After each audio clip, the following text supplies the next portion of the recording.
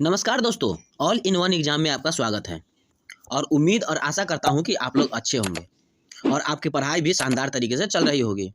आज हम शुरू करने वाले हैं यूपी पुलिस कांस्टेबल का री एग्जाम 2024 प्रैक्टिस सेट नंबर 3।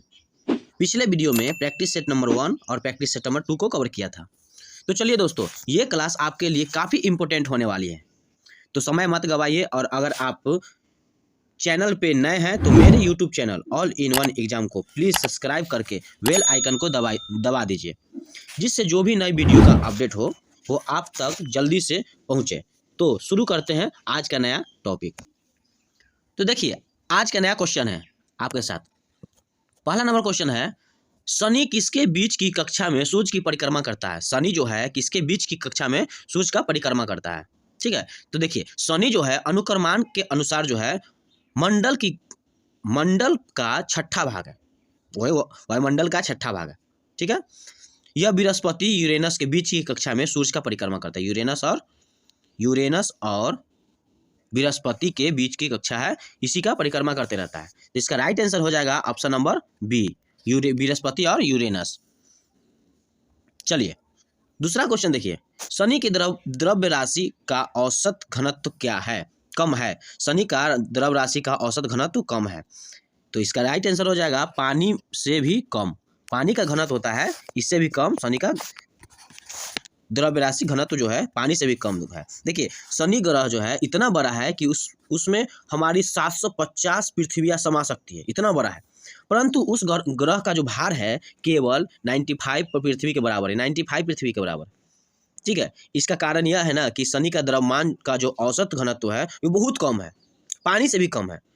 ठीक है, इसीलिए कहा जाता है कि शनि ग्रह का किसी महासागर में डालना संभव हो सकता है। वो डूबेगा नहीं बल्कि तैरने लगेगा। शनि जो है ये तैरने लगेगा, इसका घनत्व इतना ही कम रहता है। चलिए अगला क्वेश्चन देखिए, सौर मंडल में सबसे कम घनत्व वाला पिंड है। सौर मंडल में सबसे कम घनत्व वाला पिंड है तो वो है आपका शनि। अभी बताया है शनि जो है सौर मंडल में सबसे घनत्व वाला पिंड है। चलिए अगला क्वेश्चन देखिए,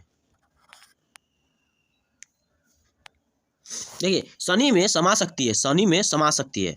अब ये भी बताया शनि में 750 पृथ्वियाँ जो है ये आराम से समा सकती है। अगला क्वेश्चन देखिए, सौर मंडल में शनि का क्रम है, तो सौर मंडल में शनि का क्रम छठा है। ये भी आपको अभी जस्ट बताया है, option number C right answer हो जाएगा। अगला देखिए, निम्न में से प्रसिद्ध छायावादी लेखक का नाम बताइए। छायावादी लेखक, देखिए फ्रेंड्स, छायावादी लेखक जो है ये होता है आपका Mahadevi Verma. Option number A right answer हो जाएगा। देखिए महादेवी वर्मा जो है ना, इसको छायावादी का प्रसिद्ध लेखक कहा गया है। ठीक है, अन्य छायावादी लेखक में आपका ये क्या बोलते हैं, जयशंकर प्रसाद हो जाएगा, सुमित्रा नंदन पंत हो जाएगा और राय कृष्ण दास, ये भी हो जाएगा आपका। ठीक है, चलिए अगला क्वेश्चन देखिए, हिंदी वर्णमाला में व्यंजनों की संख्या कितनी होती है? तो देखिए हिंदी वर्णमाला में व्यंजन की संख्या होती है 33। Option number B right answer हो जाएगा। ये तो सबको पता है कि 33 होती है। ठीक है, चलिए अगला क्वेश्चन देखिए, आँखिया हरि दर्शन की भूखी, आँखिया हरि दर्शन की भूखी, कैसे रहे रूप रस राची, ए बतिया सुनी रुखी, उपयुक्त पंक्तियों में कौन सा रस है? तो ये हो जाएगा आपका ऑप्शन नंबर बी, वियोग श्रृंगार रस है, वियोग श्रृंगार रस है। ठीक है, देखिए औखिया हरि दर्शन की भूखी, कैसे रहे रूप पर राची, ए बतिया सुनी रुखी, इसमें वियोग रस जो है ये वियोग रस है इसमें। ठीक है, क्योंकि इसमें हरि के दर्शन के लिए आँख इसका कहना है कि हरि के दर्शन के लिए जो है आँख रस तरस रही है इनसे मिलने के लिए। सुर सागर की यह पद्यांश गोपियों की वीरत बता रही थी। ठीक है, चलिए अगला देखिए, मात्रा क्रम की दृष्टि से दोहा के ठीक विपरीत पड़ने वाला छंद का नाम बताइए। मात्रा क्रम की दृष्टि से दोहा के ठीक विपरीत पड़ने वाला छंद का नाम बताइए। तो देखिए दोहा के विपरीत पड़ने वाला छंद हो जाएगा आपका ऑप्शन नंबर सी, मोरठा। मोरठा जो है दोहा के विपरीत पड़ने वाला छंद है। ठीक है, चलिए अगला क्वेश्चन देखिए, खिली हुई हवा आई, फिरकी सी आई चल गई, पंक्तिया का अलंकार क्या है? तो इसका जो अलंकार है ये हो जाएगा आपका उपमा। Option number A right answer हो जाएगा, उपमा। देखिए खिली हुई हवा आई, फिरकी सी आई चल गई, ये उपमा अलंकार है। जब एक वस्तु की तुलना दूसरी वस्तु से की जाती है ना, जब एक वस्तु की तुलना दूसरी वस्तु से की जाती है तो उसे उपमा अलंकार कहा जाता है। ठीक है, तो ये हो जाएगा आपका option number A right answer हो जाएगा। चलिए अगला क्वेश्चन देखिए। देखिए फ्रेंड्स, ये कह रहा है घ का उच्चारण स्थान कौन सा है। घ ये कहाँ से स्वर निकलता है, किस जगह से निकलता है, मुंह से, कंठ से, दांत से या तालू से। तो ये जो घ है ना, घ ये आपका कंठ से निकलता है। आप इसे खुद से बोल के देख सकते हैं, घ कंठ से निकलता है, कंठ से निकलने वाली आवाज है घ। इसका राइट आंसर हो जाएगा आपका ऑप्शन नंबर बी। चलिए अगला देखिए, किस समास में दोनों पद मिलकर एक नया अर्थ प्रकट करता है। किस समास में दोनों पद मिलकर एक नया अर्थ प्रकट करता है, तो ये हो जाएगा आपका ऑप्शन नंबर ए, बहुव्रीहि समास। ठीक है, देखिए इसको बता दें कि जिस समास में दोनों पद मिलकर एक नया अर्थ प्रकट करता है उसे बहुव्रीहि समास कहा जाता है। जैसे देखिए चंद्रशेखर, चंद्रशेखर, चंद और शेखर, गजानन, गजा और नन, ये जो है ना दो पद है, दो पद को मिलकर बना हुआ है, ये बहुव्रीहि समास है। बीताम्बर, बीताम्बर में भी दो पद है। लंबोदर, लंबोदर भी दो पद है। जिस समास के दोनों पद जो है प्रधान हो उसे द्वंद्व समास भी कहा जाता है। जिस समास का दोनों पद समान हो उसे द्वंद्व समास कहते हैं। द्वंद्व समास अगर पूछा जाए तो आपका ये दो पद प्रधान हो, दोनों पद प्रधान हो। जैसे देखिए माता पिता, ये दो पद है, ये भी दोनों पद प्रधान है, इसे द्वंद्व समास कहते हैं। अगर आपसे कभी पूछ दे कि माता पिता कौन सा समास है, तो आप इसको बता सकते हैं कि द्वंद्व समास है। द्वंद्व समास में आपका भाई बहन हो जाएगा, पिता पुत्र भी हो जाएगा, ये दोनों प्रधान है, इसीलिए दोनों द्वंद्व समास कहा जाता है। अच्छा अब और इसमें और बता दें, द्वंद्व समास हो गया। और उसके बाद देखिए आपको अगर पूछा जाए, ठीक है, देखिए जिस समास का पहला पद विशेषण तथा दूसरा पद विशेष संज्ञा में कर्मधारय हो उसे कर्मधारय समास कहते हैं। कर्मधार ऑप्शन नंबर सी में दिया हुआ कर्मधार, तो कर्मधार समास जो है जिस समास का पहला पद विशेषण तथा दूसरा पद जो है ये विशेष यानी कि संज्ञा को बताता हो, कर्मधार समास कहते हैं। जैसे देखिए महाकवि, महाकवि, महा जो है ये विशेषण और कवि जो है ये संज्ञा आ गया, तो महाकवि हो गया इसका। पीत सागर, महावीर, महा और वीर, वीर मतलब संज्ञा हो जाए, किसी भी नाम हो जाएगा, संज्ञा हो जाएगा। और ये देखिए महात्मा, महा तो ये आपका पद है। ठीक है, इस तरह से आप बना सकते हैं। चलिए अगला क्वेश्चन देखिए, कौन सी ध्वनि अल्प प्राण है। अल्प प्राण, कौन सी ध्वनि जो है ये अल्प प्राण है। तो देखिए फ्रेंड्स आपको बता दें कि अल्प प्राण जो होता है, अल्प प्राण ये आपका ऑप्शन नंबर डी हो जाएगा। तो right answer option number D हो जाएगा। देखिए अल्प प्राण ध्वनि जो है तो अल्प प्राण है, तो अल्प प्राण, अल्प प्राण की अंतर्गत जो है हर वर्ग का पहला, तीसरा और पांचवा व्यंजन आता है। अल्प प्राण के अंतर्गत पहला, तीसरा और पांचवा व्यंजन आता है। चलिए अगला क्वेश्चन देखते हैं। देखिए दोहा देख लीजिए, राम हृदय जाके नहीं विपत्ति सुमंग ताही, राम हृदय जाके नहीं विपत्ति सुमंगल ताही। इसमें कौन सा अनुप्रास है, इसमें कौन सा अनुप्रास है। तो अनुप्रास अगर पूछे तो इसका राइट आंसर हो जाएगा ऑप्शन नंबर सी, लटानुप्रास। लटानुप्रास, देखिए इस पंक्ति में जो है ये लटानुप्रास है, जहाँ शब्द या वाक्य की आकृति जो है समान हो और उसका अर्थ भी एक हो, केवल अन्न करने तथा इसका देखिए तात्पर्य क्या है कि बदल सकता है, इसीलिए आपका लटानुप्रास का ऑप्शन नंबर राइट आंसर हो जाएगा लटानुप्रास। चलिए अगला क्वेश्चन देखिए, निम्नलिखित में से कौन सादृश्य मूलक अलंकार नहीं है। तो सादृश्य मूलक अलंकार नहीं है, तो ये हो जाएगा आपका विशेषोक्ति। विशेषोक्ति जो है सादृश्य मूलक अलंकार नहीं है। ठीक है, इसका राइट आंसर हो जाएगा option number C, right answer हो जाएगा। चलिए अगला क्वेश्चन देखिए, रीतिकाल की श्रृंगार काल की संज्ञा किसने दी थी। तो रीतिकाल की श्रृंगार काल की संज्ञा जो है आपका विश्वनाथ प्रसाद मिश्र ने दी थी। Option number A right answer हो जाएगा। देखिए फ्रेंड, विश्वनाथ प्रसाद मिश्र ने रीतिकाल के श्रृंगार काल कहा गया है, उससे कहा गया है रीतिकाल के श्रृंगार काल भी। ठीक है, आपको बता दें जबकि देखिए रामाशंकर शुक्ल जो है, रामाशंकर शुक्ल ये आपको बताया था रसाल ने रीतिकाल की कलाकाल या मिश्र बंधु ने बताया है कि अलंकार की कलाकार, ये सब पंक्तियां है। ठीक है, इसका राइट आंसर हो जाएगा ऑप्शन नंबर ए, विश्वनाथ प्रसाद मिश्र। ठीक है, चलिए आगे बढ़ते हैं। देखिए फ्रेंड, निम्न में से कौन सी दिनकर की रचना नहीं है? दिनकर की रचना नहीं है, तो आपका दिनकर की रचना नहीं है, तो ये हो जाएगा आपका option number C right answer हो जाएगा। मृग नैनी जो है वृंदावन लाल वर्मा की रचना है, ठीक है। मृग नैनी जो है वृंदावन लाल वर्मा की रचना है। इसमें ग्वालियर के महाराजा मान सिंह एवं मृग नैनी के परमन रोमांस की चित्रण है, ठीक है। इसलिए जो शेष है रचना ये आपका दिनकर की रचना है, तो option number C right answer हो जाएगा। अगला देखिए, तिरंगा शब्द में समास है। तिरंगा शब्द में समास है, तो देखिए तिरंगा शब्द जो है ये आपका द्विगु समास हो जाएगा। तिरंगा शब्द द्विगु समास हो जाएगा। देखिए तिरंगा शब्द द्विगु समास जो है वहाँ होता है जहाँ पे पहला शब्द संख्यावाचक होता है। द्विगु समास जो है वहाँ होता है जहाँ पहला शब्द संख्यावाचक होता है और दूसरा पद जो है ये संज्ञावाचक होता है, प्रधान होता है, ठीक है। जैसे देखिए चौराहा, पंचवटी, पंचामृत इत्यादि जो है ये सब आपका द्विगु समास हो जाएगा, ठीक है। तो चलिए आगे देखते हैं अगला क्वेश्चन। किस पंक्ति में अप हनुमति अलंकार है? अप हनुमति अलंकार है, तो देखिए अप हनुमति अलंकार हो जाएगा ये आपका। देखिए यह चंद्र नहीं मुख है, यह चंद्र नहीं मुख है, ये आपका अप अनुमति अलंकार हो जाएगा। देखिए जहाँ उपमेय जो है, जहाँ उपमेय या उपमान का विरोध आरोप निषेध सहित में हुआ वहाँ अप हनुमति अलंकार कहा जाता है। जैसे देखिए यह चंद्र नहीं मुख है, यह चंद्र नहीं मुख है। चलिए अगला देखते हैं, अगला क्वेश्चन बहुत ही अच्छा क्वेश्चन है फ्रेंड्स, आप ध्यान से देखिएगा, ठीक है। चलिए देखिए गधा जो है, गधा का तत्सम रूप क्या होता है? गधा का तत्सम रूप क्या होता है? तो देखिए गधा का तत्सम रूप हो जाएगा गर्दभ। गर्दभ जो है इसका option number D right answer हो जाएगा, गर्दभ। चलिए अगला देखिए, अलंकेश पर्यायवाची शब्द है। अलंकेश जो है ये पर्यायवाची शब्द है आपका कुबेर का। अलंकेश जो है आपका पर्यायवाची शब्द कुबेर का है। जैसे देखिए बादल का पर्यायवाची शब्द मेघ होता है ना, नीरद, जलद, घन आदि ये सब बादल का है, ठीक है। और चल्पा का विद्युत, बिजली, दामिनी आदि ये सब होता है, ठीक है। तो आपका अलंकेश का हो जाएगा कुबेर। चलिए 22 नंबर क्वेश्चन देख लेते हैं।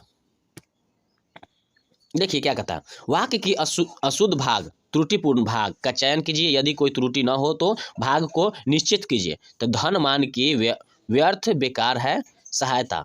ऑप्शन ए देकर कोई भाग न। देखिए वाक्य में जो है अशुद्ध भाग, त्रुटिपूर्ण भाग का चयन कीजिए। यदि कोई त्रुटि न हो तो भाग जो है डी को चिन्हित कीजिएगा, ठीक है। तो इसमें देखिए धनवान को व्यर्थ बेकार में सहायता देकर कोई भाग लाभ न होगा, कोई त्रुटि नहीं है, ठीक है। तो इसका राइट आंसर हो जाएगा आपका, देखिए ये जो है आपका बी ए का राइट आंसर हो जाएगा। बी जो है इसका राइट आंसर हो जाएगा। चलिए अगला क्वेश्चन देखिए, जिसके पास कोई कुछ ना हो के लिए एक शब्द है। जिसके पास कुछ ना हो के लिए एक शब्द है, तो ये कौन सा शब्द है? तो ये हो जाएगा आपका अंकिचन शब्द है, अंकिचन। देखिए जिसके पास कुछ ना हो के लिए एक शब्द है वो हो जाएगा आपका अंकिचन। जबकि जिसके पास कुछ करने की क्षमता ना हो के लिए क्या हो जाएगा? तो ये हो जाएगा आपका अक्षम। अक्षम जो है वो हो जाएगा आपका जिसके कुछ करने की क्षमता ना हो, ये अक्षम हो जाएगा। और जिसके पास कुछ ना हो तो ये हो जाएगा अंकिचन, ठीक है। चलिए आगे देखते हैं, अगला क्वेश्चन देखिए।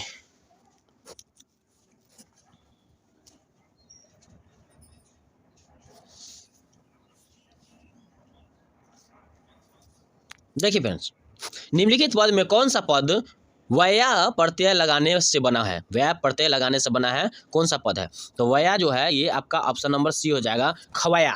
खवया को वया, खवया, वया में खवया लगा हुआ है, ठीक है। देखिए खाना क्रिया में वया, खाना जो है खाना की क्रिया में वया प्रत्यय लगाने से खवया शब्द बनता है। यह एक कीर्तन प्रत्यय है, कीर्तन प्रत्यय है, ठीक है। इसके अतिरिक्त जो है डांटना या ऐसा प्रत्यय लगाना जो है ये डटया या बचाना में प्रत्यय लगता है, ये शब्द बताता है, ठीक है। अगला देखिए, प्रीति प्लस अनुमति का सही संधि पद क्या है? प्रीति प्लस अनुमति, तो ये हो जाएगा आपका पितृनुमति। Option number C right answer हो जाएगा, पितृनुमति, ठीक है। चलिए आपको अब बता दें, अगला क्वेश्चन देखिए, वर्तिका का तत्भव रूप बताइए। वर्तिका का तत्भव रूप, तो वर्तिका का तत्भव रूप हो जाएगा आपका वाति। वाति जो है वर्तिका का तत्भव रूप है, ठीक है। चलिए अगला क्वेश्चन।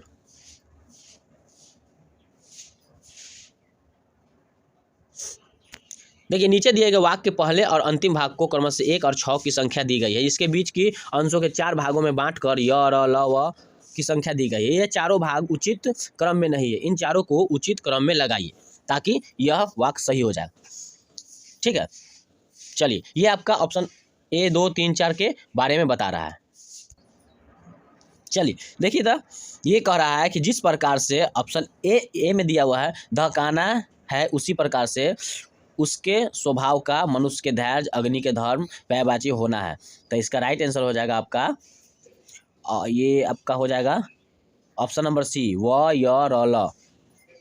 पहले व हो जाएगा आपका अग्नि के धर्म, उसके बाद य हो जाएगा आपका अग्नि के धर्म, दहकाना है उसी प्रकार मनुष्य के धर्म, और उसके बाद हो जाएगा आपका उसके स्वभाव का, यानी कि option number C right answer हो जाएगा। चलिए अगला क्वेश्चन देखिए। चाकू शब्द का बहुवचन क्या है? चाकू। चाकू शब्द का जो है बहुवचन हो जाएगा आपका चाकू। चाकू जो है इसका बहुवचन चाकू ही होता है। ठीक है, देखिए चाकू एक आकारात्मक पुल्लिंग है, आकारात्मक पुल्लिंग है। ठीक है, अतः चाकू का बहुवचन चाकू ही हो जाएगा, क्योंकि आकारात्मक जो है आपका इक्रांत या उपकांत का पुल्लिंग रूप का एक वचन या बहुवचन के सम्मान करता है। ठीक है, तो भी ध्यान रखिएगा। चलिए अगला देखिए। परिश्रम शब्द का विलोम बताइए। परिश्रम शब्द का विलोम, तो परिश्रम शब्द का विलोम हो जाएगा आपका विश्राम। ठीक है, बस परिश्रम शब्द का विलोम विश्राम हो जाएगा, option number B right answer हो जाएगा। अगला देखिए। मंगल भवन या मंगलहारी द्रबु सुदशरथ अजीर बिहारी, इस पंक्ति में किस छंद का प्रयोग हुआ है? तो इसमें हो जाएगा आपका ऑप्शन नंबर बी चौपाई। ऑप्शन नंबर बी हो जाएगा इसमें चौपाई। चौपाई छंद का जो है ये प्रयोग हुआ है। देखिए मंगल भवन या मंगलहारी द्रवहु सुदशरथ अजीर बिहारी, इसमें चौपाई छंद है। ठीक है, चौपाई का एक सम मात्रिक छंद है। ठीक है, इसमें 4 चरण होते हैं, इसका अंतर्गत है 16 मात्राओं पर कुल 64 मात्राएं दी जाती है। ठीक है, तो ये आपका चौपाई छंद है। अगला देखिए। क्रिया के आधार सूचित करने वाला कारक बताइए। क्रिया के आधार सूचित करने वाला कारक हो जाएगा आपका अधिकरण कारक। अधिकरण कारक option number C right answer हो जाएगा। ठीक है, अगला क्वेश्चन देखिए। ठाकुर शब्द की स्त्रीलिंग। ठाकुर शब्द की स्त्रीलिंग क्या होगा? तो ठाकुर शब्द की स्त्रीलिंग हो जाएगा, ये हो जाएगा आपका ठकुराइन। स्त्रीलिंग ठकुराइन हो जाएगा, ये तो सिंपल है। चलिए अगला क्वेश्चन देखिए। जगन्नाथ में कौन सी संधि है? जगन्नाथ। जगन्नाथ में हो जाएगा आपका व्यंजक संधि। जगन्नाथ में व्यंजक संधि हो जाता है। देखिए फ्रेंड्स, जगन्नाथ जगत जोर नाथ में जो है व्यंजन संधि होता है। यदि किसी वर्ग में पहले वर्ण क, च, ट, त, प का मेल अगर किसी अनुमानसिक वर्ण वस्तु केवल न और म से हो, तो उसके स्थान पर उसी वर्ग के 5वां वर्ण अंग, न, य, म ये सब आदि आते हैं। ठीक, चलिए अगला देखिए। निम्नलिखित में से कर्मधारय समास किसमें है? कर्मधारय समास जो है ये किसमें है? तो ये हो जाएगा कर्मधारय समास आपका नीलोत्पलम। Option number C right answer हो जाएगा, नीलोत्पलम। ठीक है, अगला क्वेश्चन देखिए।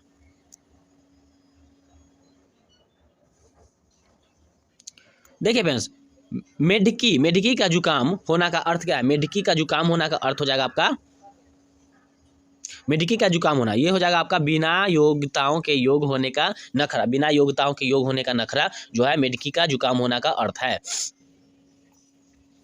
ठीक, चलिए अगला क्वेश्चन देखते हैं।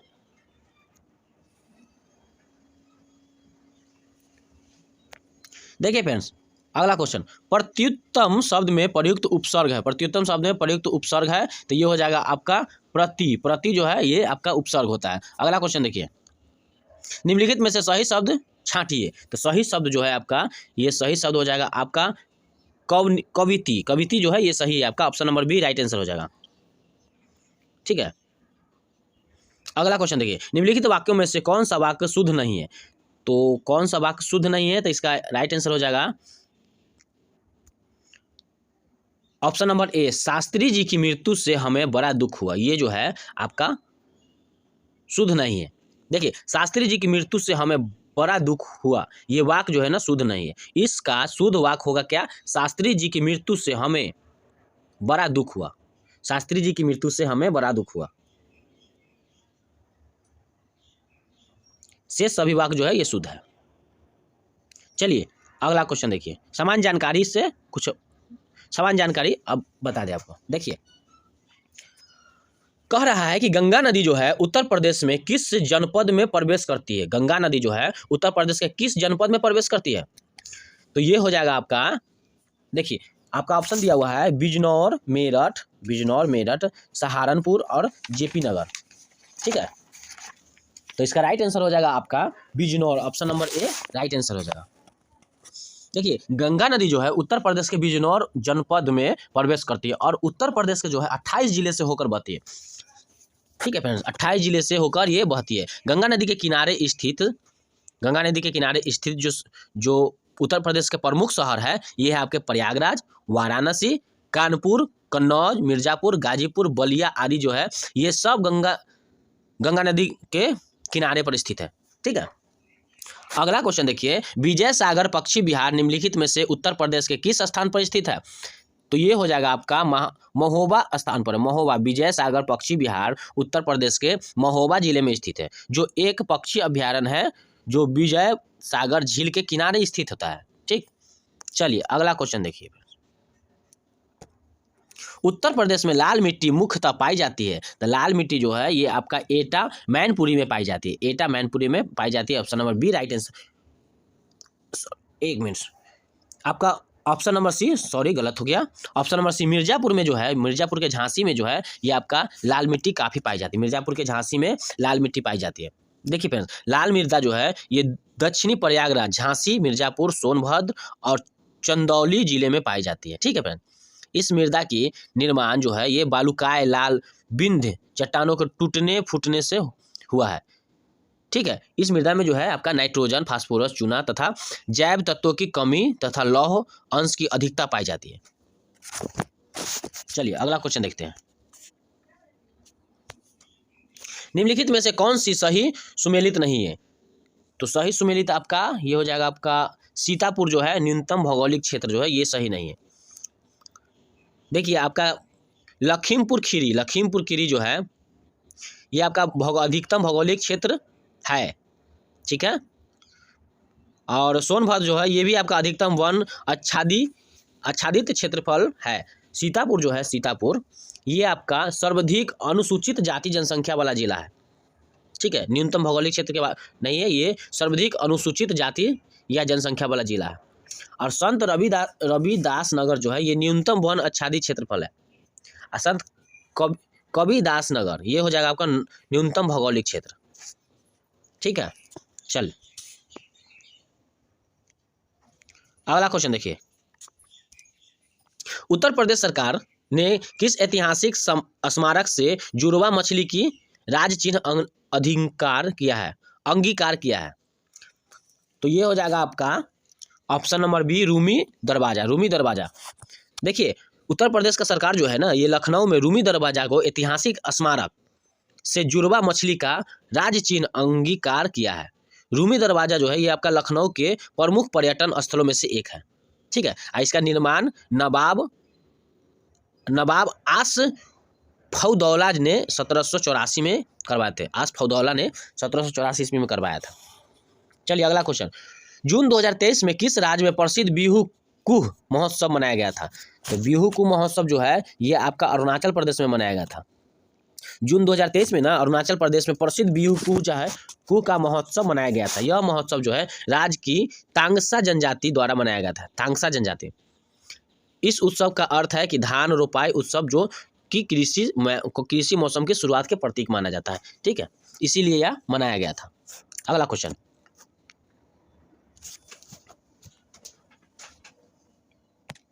देखिए किस देश के लिए स्पेस एक्स से स्टारिया 1 नामक संचार उपग्रह को लॉन्च किया गया था।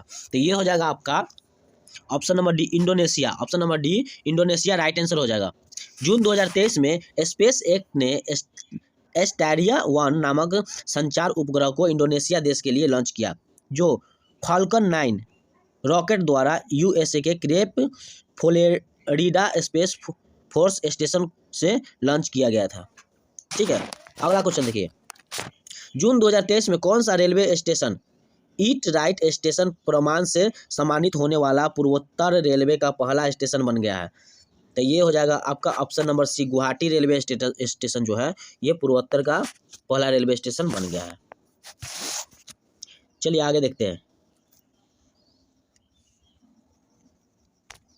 देखिए, चीन भारत सीमा विवाद, भारत और चीन के बीच में एक युद्ध था जो वर्ष डैश में हुआ था। तो ये हो जाएगा आपका 1962 में जो युद्ध हुआ था, ये आपका option number B right answer हो जाएगा। ठीक है, देखिए 1962 में जो हुआ था वह चीनी सेनाओं में 20 अक्टूबर 1962 को भारत पर आक्रमण किया था। ठीक है, युद्ध के लिए भारतीय सेना तैयार नहीं था। पश्चिमी यूरोपीय शक्तियों का वजह से चीन ने 21 नवंबर 1962 को ये पक्षीय युद्ध विराम घोषित कर 20 किलोमीटर पीछे हट गया था। चलिए, हर्यक वंश से मगध के पहले शासक कौन था? हर्यक वंश से पहले मगध का पहला शासक कौन था? तो ये हो जाएगा आपका Bimbisara. Bimbisara option number A right answer हो जाएगा। हर्यक वंश से मगध के पहले के शासक, मगध के पहले के शासक बिम्बिसार था। देखिए, हर्यक वंश का संस्थापक जो है ये बिम्बिसार मगध की गद्दी पर 544 ईस्वी में बैठा था। ठीक है, यह जो है आपका बौद्ध धर्म के अनुयायी भी था और बिम्बिसार ने गिरिब्रज राजगिरी की स्थापना करके उसे अपनी राजधानी बनाई थी। इसे मगध पर 52 वर्षों तक शासक किया था। इसने जो है मगध पे 52 वर्षों तक शासन किया था। अब बिम्बिसार की हत्या उसके पुत्र अजातशत्रु ने ही कर दी थी तथा 492 ईस्वी में मगध की गद्दी पर बैठा था। अगला क्वेश्चन देखिए, अलाउद्दीन खिलजी की शासनकाल में निम्नलिखित में से कौन सा राज्यपाल था? अलाउद्दीन के शासनकाल में राज्यपाल था आपका गयासुद्दीन तुगलक। देखिए, गयासुद्दीन तुगलक जो है ये आपका अलाउद्दीन खिलजी के शासनकाल में पंजाब पश्चिमोत्तर प्रांत के राज्यपाल था। ठीक है, इसी ने आपका खिलजी वंश की पश्चात 1320 ईस्वी में तुगलक वंश की स्थापना किया था, इसी ने। ठीक है, और खिलजी वंश का संस्थापक जो है ये आपका जलालुद्दीन फिरोज खिलजी थे और इसकी हत्या जो है ये आपका 1296 ईस्वी में अलाउद्दीन खिलजी ने करा था। ठीक है, चलिए अगला क्वेश्चन देखिए, निम्नलिखित में से किस वर्ष में भारत में ब्रिटिश औपनिवेशिक सरकार द्वारा माउंट फोर्ट सुधार रिपोर्ट का प्रस्ताव किया था? तो माउंट फोर्ट प्रस्ताव जो है ये आपका 1918 ईस्वी में किया था। Option number C right answer हो जाएगा, 1918 ईस्वी में। अगला क्वेश्चन देखिए, 1932 की पूना पैक्ट गांधी जी, महात्मा गांधी और डैश के बीच समझौता हुआ था। तो पूना पैक्ट जो है ये आपका भीमराव अंबेडकर और गांधी जी के बीच समझौता हुआ था। तो यह option number B right answer हो जाएगा, डी राइट आंसर हो जाएगा, भीमराव अंबेडकर। चलिए अगला क्वेश्चन देखिए, निम्नलिखित में से किसे श्वेत पर्वत के नाम से जाना जाता है? तो श्वेत पर्वत के नाम से आपका जाना जाएगा धौलावीरा। धौलावीरा को श्वेत पर्वत के नाम से जाना जाता है। देखिए फ्रेंड, धौलागिरी जो है पर्वत का नाम है। ठीक है, ये संस्कृति का धवल शब्द से व्युत्पन्न किया गया है। ये धवल का अर्थ होता है श्वेत। ठीक है, इसे श्वेत पर्वत भी कहा जाता है और धौलागिरी जो है हिमालय पर्वत श्रृंखला की एक भाग है जो नेपाल में स्थित है। ठीक है, चलिए आगे बढ़ते हैं।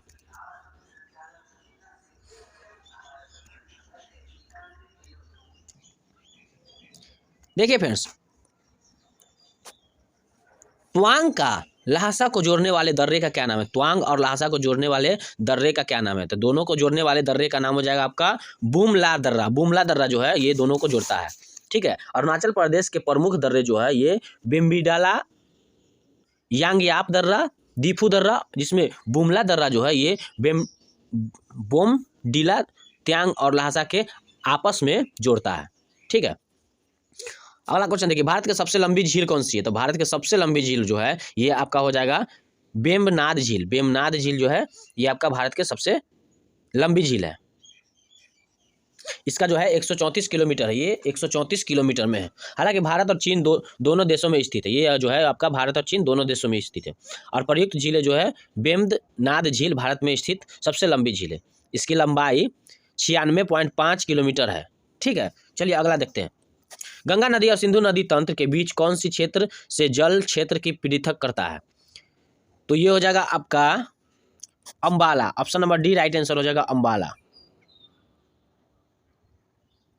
अंबाला हो जाएगा राइट आंसर। अगला क्वेश्चन देखिए, दामोदर वैली कारपोरेशन जो है, कारपोरेशन क्या है? दामोदर वैली कारपोरेशन क्या है? तो ये हो जाएगा आपका सांविधिक निकाय है दामोदर वैली। अगला क्वेश्चन देखिए, संविधान सभा के 10वां अधिवेशन कब आयोजित किया गया था? तो संविधान सभा में 10वां अधिवेशन जो है ये आपका 6 से 17 अक्टूबर 1949 को किया गया था। ठीक है, संविधान सभा के 10वां अधिवेशन जो है 6 से 17 अक्टूबर 1949 तक आयोजित किया गया था। और भारत में संविधान का निर्माण जो है ये आपका संविधान सभा का कुल बैठक 12 बैठकें अधिवेशन हुई थी, जिसमें प्रथम अधिवेशन हुआ था 9 दिसंबर 1946 को, 11वां अधिवेशन हुआ था 26 नवंबर 1949 को, 12वां अधिवेशन हुआ था 24 जनवरी 1950 को। हस्तलेख ये आपका ध्यान रखिएगा। अगला क्वेश्चन देखिए, भारतीय संविधान के अनुच्छेद 48 के ए पर्यावरण का संरक्षण और सुधार एवं वन्य जीव की सुरक्षा किससे संबंधित है? तो ये हो जाएगा आपका ऑप्शन नंबर डी, राज्य की नीति निर्देशक सिद्धांत से। ऑप्शन नंबर डी, राज्य के नीति निर्देशक सिद्धांत से है। ठीक है, चलिए अगला क्वेश्चन।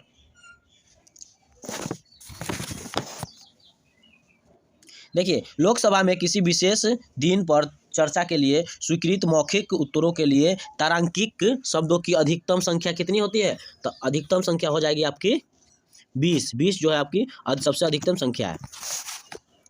अगला, विधान परिषद के सदस्यता के लिए न्यूनतम आयु सीमा क्या होगी? तो विधान परिषद के सीमा के लिए आपका न्यूनतम सीमा तो 30 वर्ष ही है, न्यूनतम सीमा 30 वर्ष है। ठीक है, देखिए, संविधान में निम्नलिखित में से किसके बारे में उपबंध नहीं है? तो उपबंध जो है आपका option number D right answer हो जाएगा। योजना आयोग के लिए कोई उपबंध नहीं है। अगला क्वेश्चन, भारत के संविधान में किस संशोधन में टैक्सेस ऑन सर्विसेज नामक संघ सूची में क्या एक नया विशेष जोड़ा गया है? तो ये है आपका 88वें संघ सूची में एक नया विषय जोड़ा गया है। देखिए फ्रेंड, 88वें संविधान संशोधन द्वारा संविधान में 7वीं अनुसूची के संघ सूची में एक नया विशेष जोड़ा गया था, जिसे सेवाओं पर कर कहा जाता है। सेवाओं पर कर, टैक्स ऑन सर्विस जो है इसमें जोड़ा गया था। ठीक है, चलिए अगला क्वेश्चन देखिए, नियंत्रक एवं महालेखा परीक्षण प्राथमिक रूप से संसद की निम्नलिखित में से किस समिति से जुड़ा हुआ है? तो ये हो जाएगा आपका लोक लेखा समिति। लोक लेखा समिति option number C right answer हो जाएगा। अगला देखिए, छोटे किसान और मौसमी मजदूर जैसे लोग जो नियमित रूप से गरीबी दायरे के अंदर और बाहर होते रहते, इन्हें डैश के रूप में वर्गीकृत किया जाता है। तो ये हो जाएगा आपका option number C right answer हो जाएगा, बिलोडन गरीब। Option number C right answer हो जाएगा। अगला देखिए, वह दर जिस पर आरबीआई वाणिज्यिक बैंकों की अल्पावधि के लिए उदार होता है डैश कहलाता है। तो ये हो जाएगा आपका, ये है आपका option number B right answer हो जाएगा, रोपो दर ऑप्शन नंबर बी हो जाएगा। ठीक है, अगला क्वेश्चन देखिए, बड़े वाणिज्यिक बैंकों के राष्ट्रीयकरण कब हुआ था? तो बड़े वाणिज्यिक बैंक का राष्ट्रीयकरण हो जाएगा आपका ऑप्शन नंबर सी 1969 ईस्वी।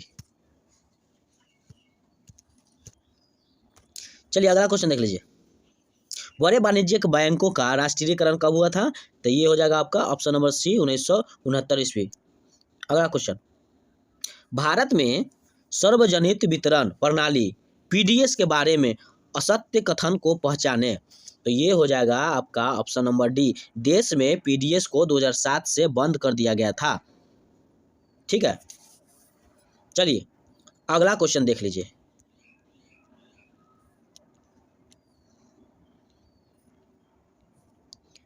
देखिए फ्रेंड्स, पीएमजीवाई का पूर्ण रूप क्या है? पीएमजीवाई का पूर्ण रूप यानी कि पूरा नाम क्या है? तो ये हो जाएगा आपका option number B right answer हो जाएगा, प्रधानमंत्री ग्रामोदय योजना। प्रधानमंत्री ग्रामोदय योजना। ठीक है, पीएमयूआई का पूरा नाम प्रधानमंत्री ग्रामोदय योजना हो जाएगा। यह योजना जो है ये आपका भारत सरकार की बहुत ही महत्वपूर्ण योजना है। इसके अंतर्गत गांव के विकास के लिए आवश्यक पहलुओं को ध्यान में रखकर सरकार द्वारा जो है ये विभिन्न सहयोग किया जाता है। इसके अंतर्गत निम्नलिखित क्रम से चलाया गया था, जैसे देखिए आपका मिड डे मील योजना, समेकित बाल विकास योजना, किशोरी शक्ति योजना, ये सब आपका प्रधानमंत्री के योजना है। चलिए अगला क्वेश्चन देखिए,